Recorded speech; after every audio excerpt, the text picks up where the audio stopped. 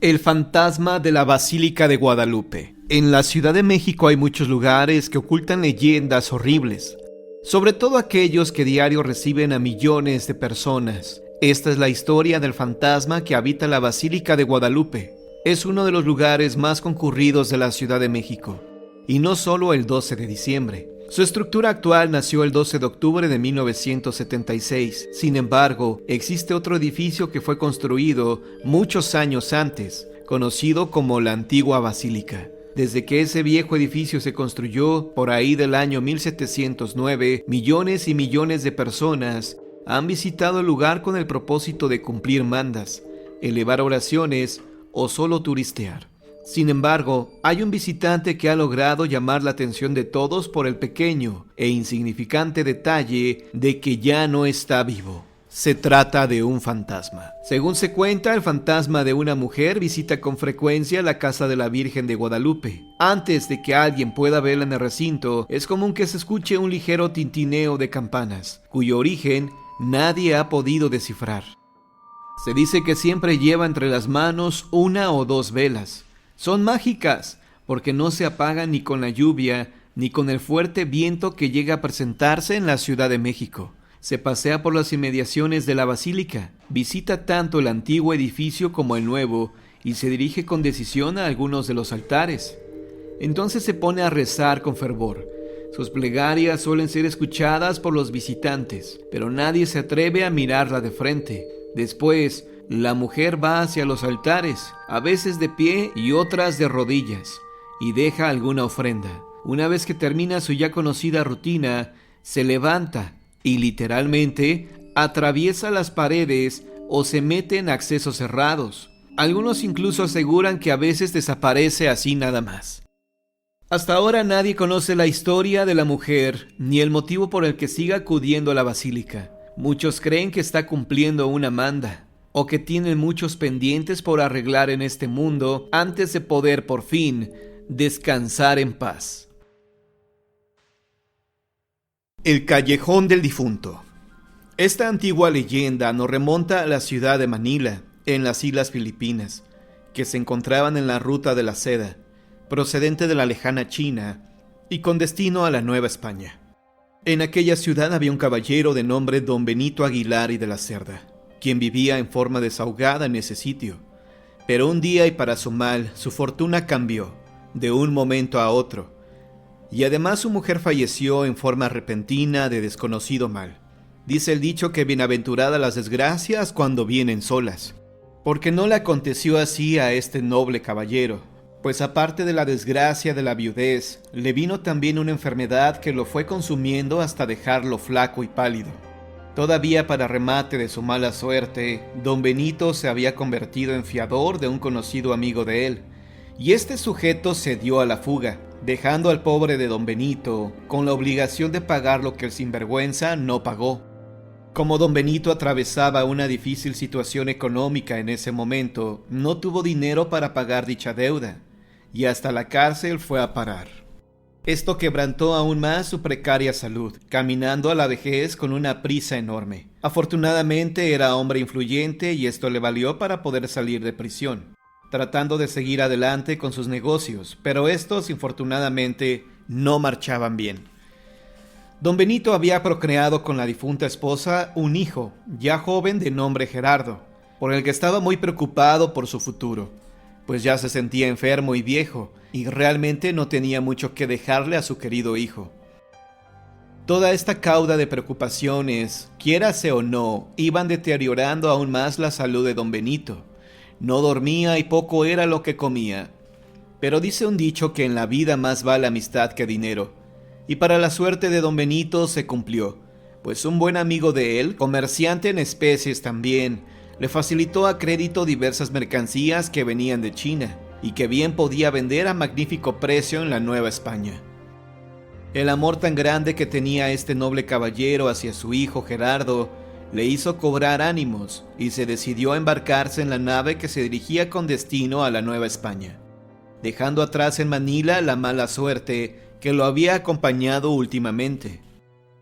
Ya establecido en la Ciudad de México, su suerte cambió repentinamente, pues colocó las mercancías a buen precio y obtuvo por dicho negocio buenas utilidades, que le permitieron establecerse en definitiva en la Ciudad de México. Todo negocio que emprendía don Benito salía bien, en ocasiones triplicando las ganancias de su inversión, lo que al tiempo le permitió comprar una casa, que si bien ya era vieja, la fue remodelando poco a poco, hasta que la casa quedó a satisfacción y a todo lujo.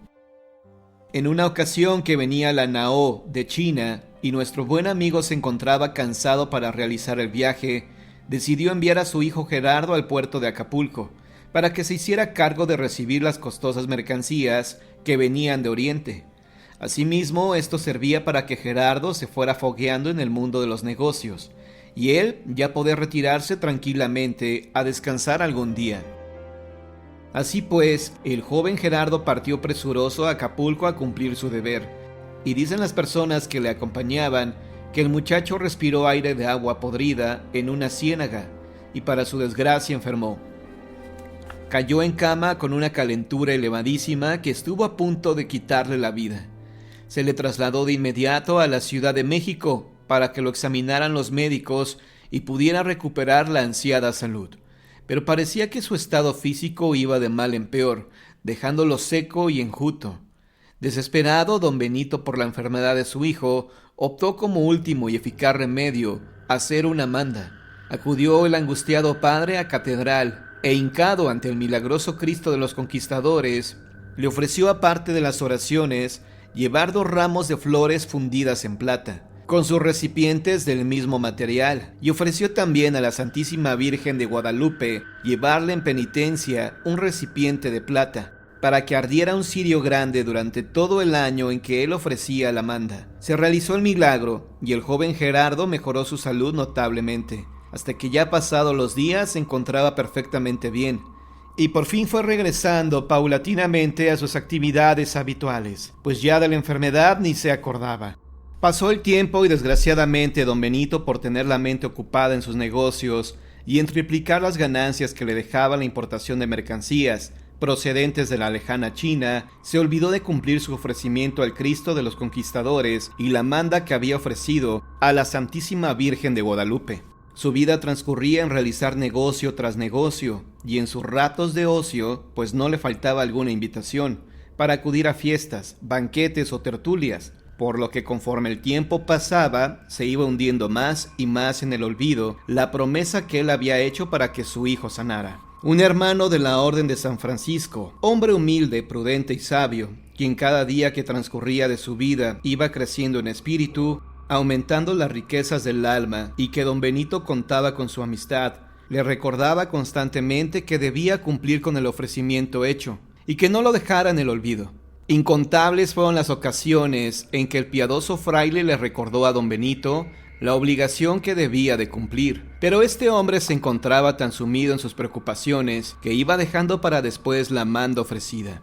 Una ocasión venía el buen fraile de regreso del santuario de Guadalupe, acompañado de otros hermanos de hábito, cuando vio pasar por el camino y con dirección a la villa de Guadalupe a don Benito, quien por cierto se veía sumamente fatigado, quizá por el enorme esfuerzo o por el agobiante calor que hacía esa mañana de verano. Pero lo cierto es que el hombre llevaba cargando un enorme candelero de plata, mismo que soportaba sobre su hombro para hacer menor el esfuerzo. Ahí va don Benito Aguilar y de la Cerda, a pagar la manda que debía a la Santísima Virgen de Guadalupe, afirmó el piadoso fraile. Apenas puede con ese candelero. Vaya que va bañado en copioso sudor. Por fin, enhorabuena.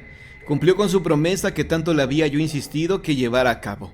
Había buena voluntad en don Benito de cumplir lo prometido, pero mala memoria para hacerlo. Hoy en la tarde voy a darle mi más cordial felicitación por haber saldado su deuda. Así lo hizo el buen fraile. Por la tarde se trasladó a casa de don Benito, para comentarle que la había visto pasar con rumbo al santuario de la Guadalupana, llevando en hombros el enorme candelabro de plata, y al entrar en la casa se quedó verdaderamente atónito ante lo que sus ojos veían.